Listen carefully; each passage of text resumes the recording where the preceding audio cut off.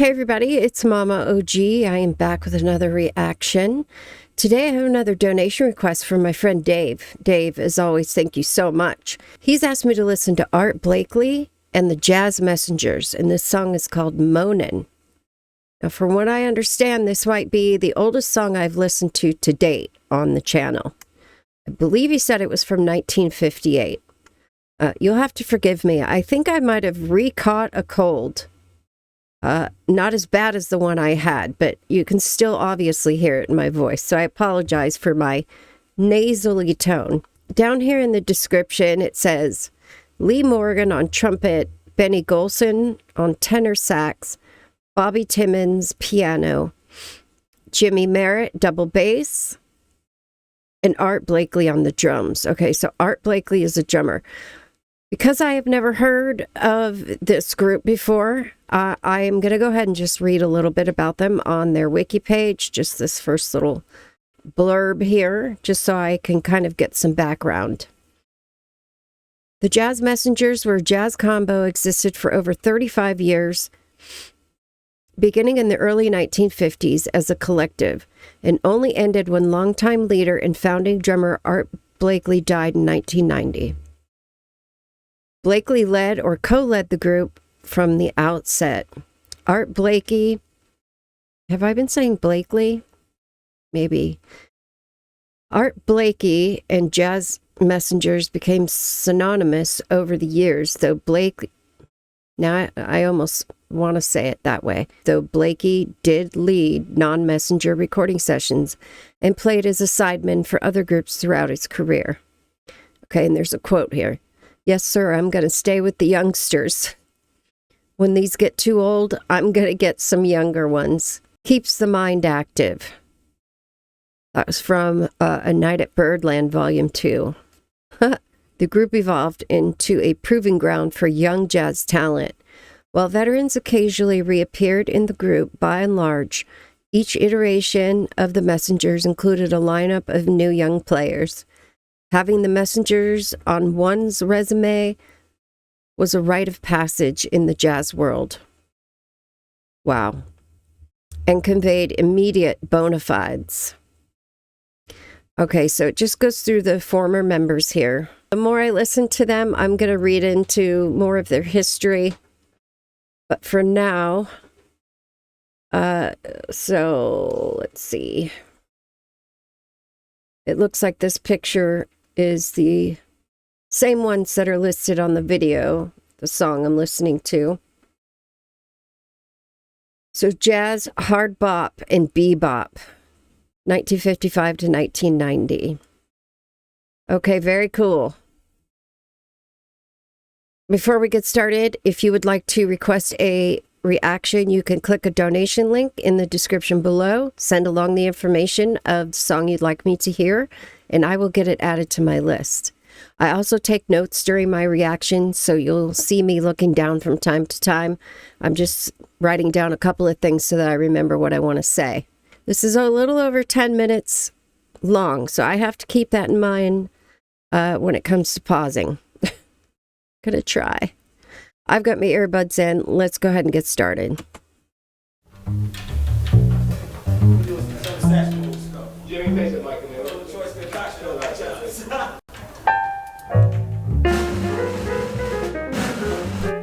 Sounds like a live session recording. I'm not staying too close when we play the ensemble, am I? You mean when I take my solo? Yeah, well, I'll step back a little bit because I come in very loud. This is cool. This is take 4. Take 4. Take 4. 1, 2, 3, 4.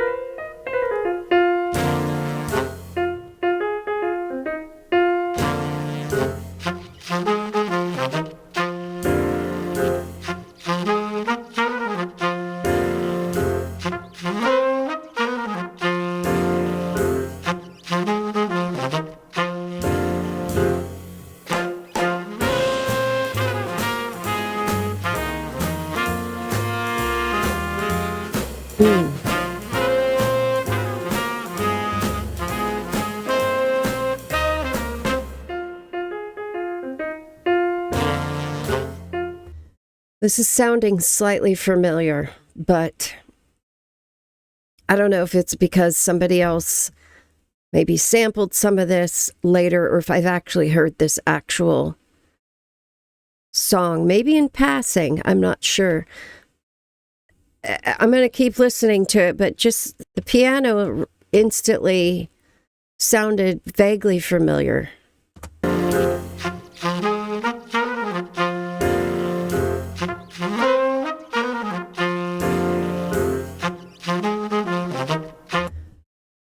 You can almost hear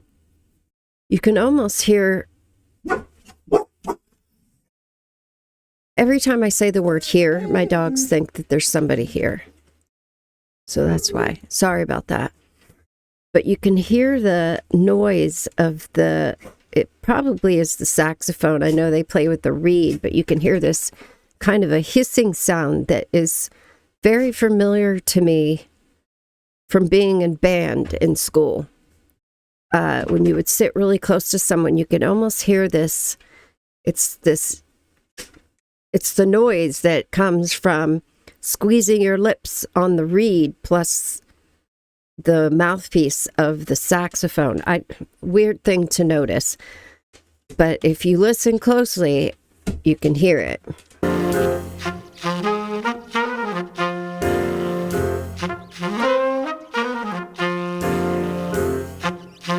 Right there.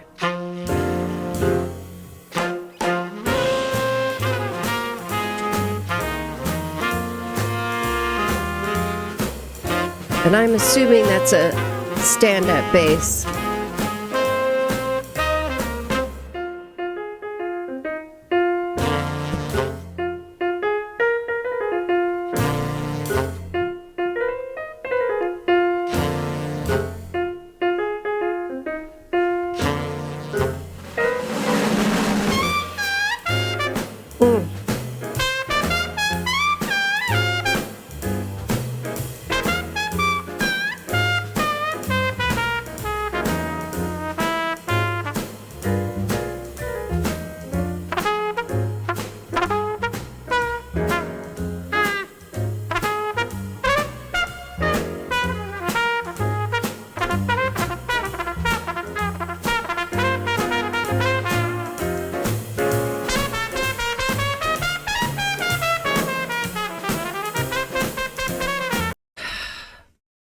My dogs just had a little bit of a tiff.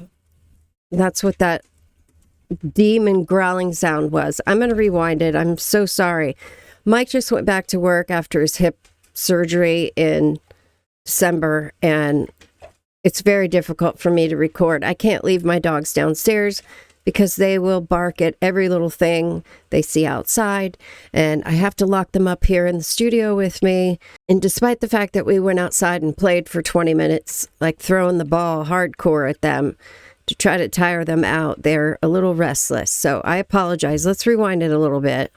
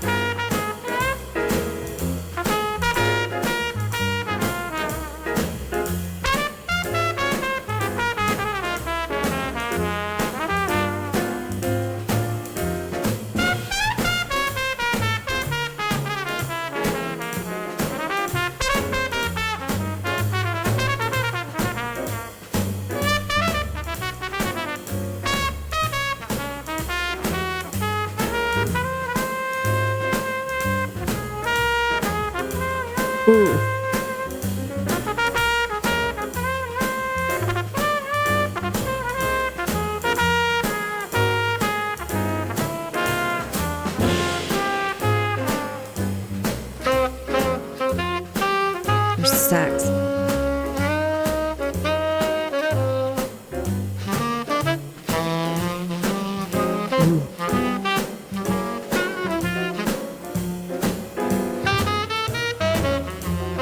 This is very boppy.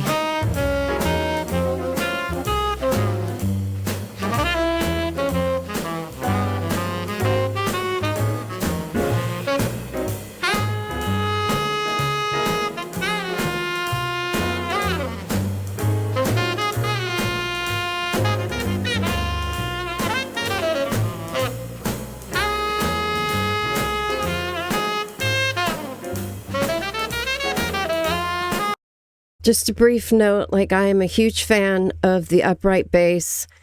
Mad respect to anybody who even modern times uses an upright bass in their band, no matter what kind of music they play. I want to get an upright bass just to say I have an upright bass. That's how much of a fan I am. I'm going to take a risk and bet that the bass in this song is an upright bass. They have this almost distinct sound. That I think I've been pretty good at distinguishing that sound. I don't know. I'm not an expert, but I mean, I can pretty much tell this has got to be an upright bass. It just has this certain sound to it.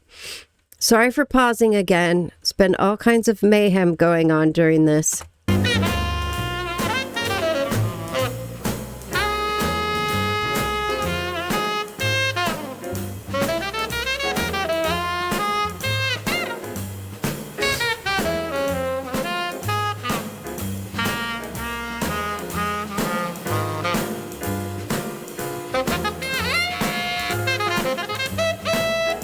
Ooh.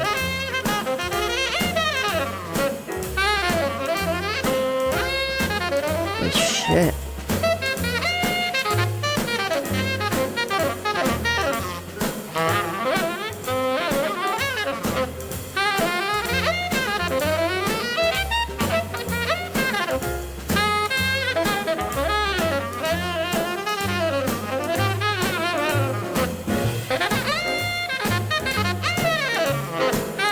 Holy shit.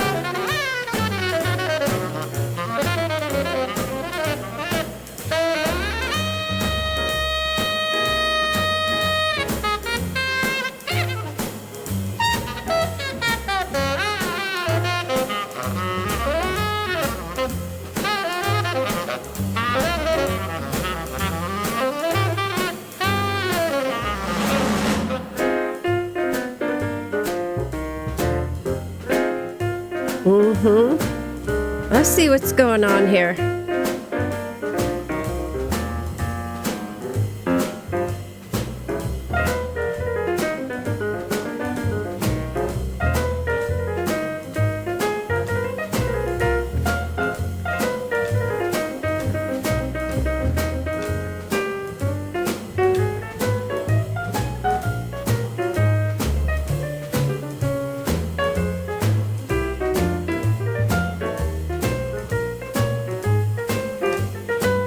I hear that bass though, whole song.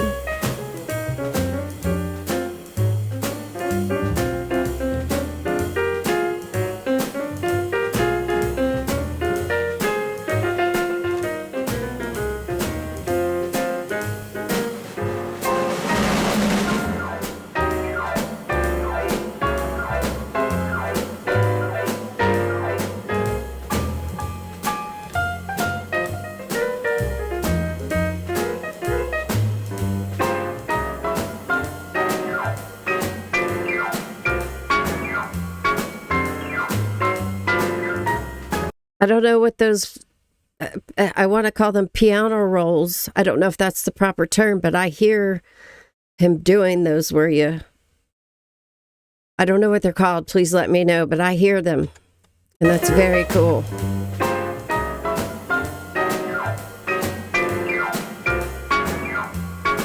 Wow.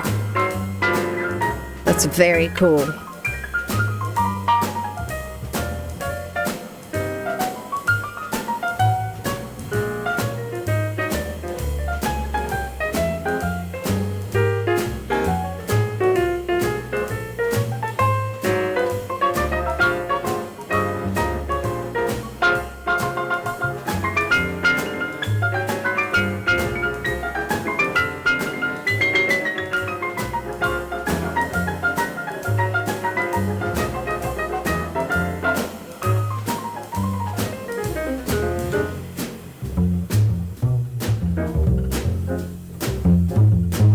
My favorite.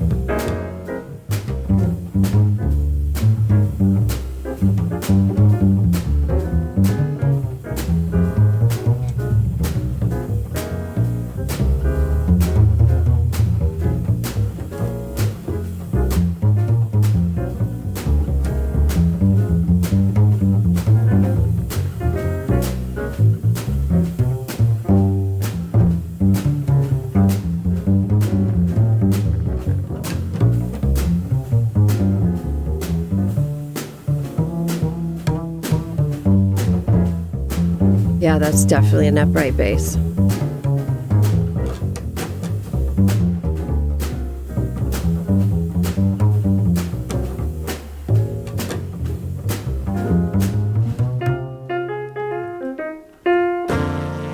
And here we are at the beginning riff.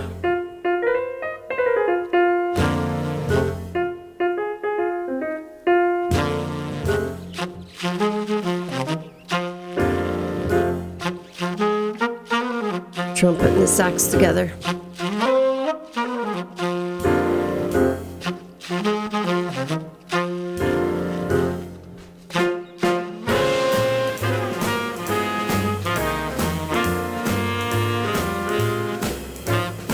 Ooh, that's so delicious.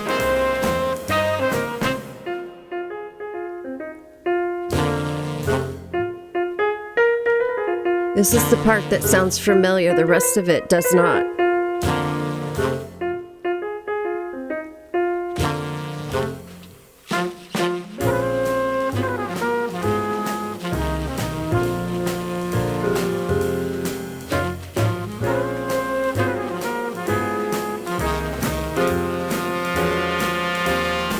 Crescendo.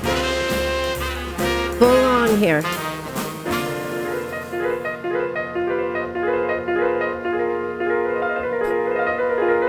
Goosebumps.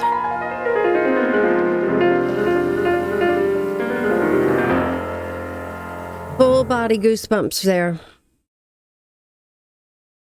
Is that it? Yes. Holy crap. Okay, so I'm terribly sorry about the interruptions with my dogs. I don't, usually I'd find a way to edit that out. I don't think I'm going to be able to in this case because it happened when the song was playing. I have a lot of notes on this. Halfway through, or kind of, I don't know how long into the song, I kind of figured out what was going on instrumentally. The opening piano riff and the melody there was the familiar part of the song. I can't place how or why it's familiar to me. I don't know if it was part of a theme song to maybe an older show that, used to be on in my household. My parents used to watch just from the 70s or 80s that they used this song for. I don't know. The beat of the song instantly felt boppy, making me want to just, and swing. It had a swingy vibe to it as well. It just made me want to swing around in my chair, bop in my chair. I don't know what other words to use. So yeah, the beginning piano and that part that I said later, this is the part that sounds familiar. That was the bluesy, soulful part, almost the conversational part. But then you had, each instrument was given its own space and time to show personality without the song losing its entire groove, which I thought was awesome. You start with the trumpet, The trumpet was doing all kinds of things. The trumpet, when it first started, with its solo part, it had some attitude. And I don't know if I could ever recall myself thinking or saying out loud, that trumpet has attitude, which is phenomenal.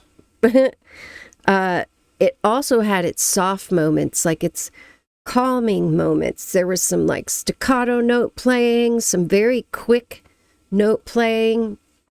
But near the end of that section with the trumpet, I noticed some, calmer notes from the trumpet. And then you had the saxophone come in, and it was kind of the same thing. You had some amazing staccato, very quick playing, but you also had some relaxing, smooth, chill notes that came on. It was such a well-rounded solo for both the trumpet and the saxophone. And then, of course, you have the bass, the upright bass coming in. Now, that part seemed different to me. You had the basic beat that Art was providing in the background. And then the upright bass solo kind of felt a little, what's the word? It felt like freestyle. It didn't match the exact beat to what Art was doing on the drums, which one might expect, but it was freestyly, which in and of itself made it even cooler than the fact that it was an upright bass solo, which I love upright bass, in case I haven't said that already. I have. I know I have.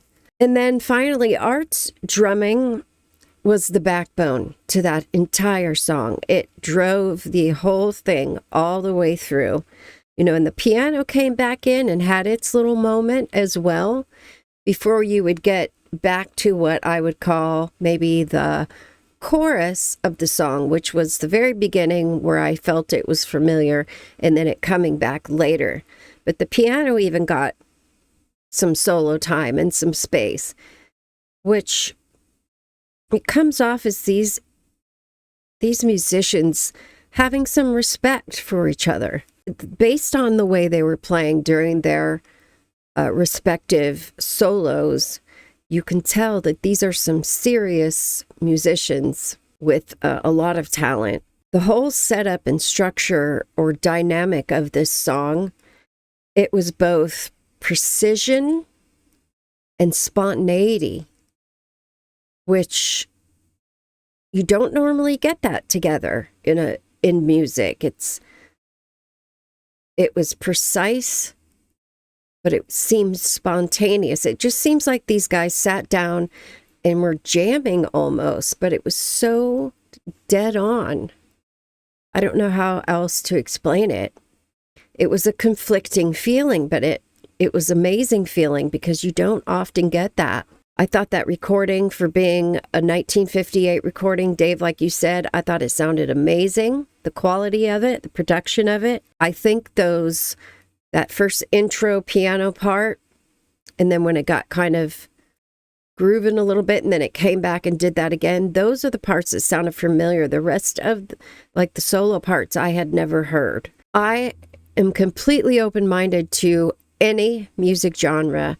I've talked about this a little bit in recent videos, jazz being one of them. When I was younger, I used to go, there was this club around the corner where you could go and have dinner, and there'd be random jazz bands just playing in the dining room. And it was so cool because everybody would eat dinner and they'd kind of play a little lower, and then you'd sit around after and you'd have some drinks. And it was just easy music to sit around and socialize to.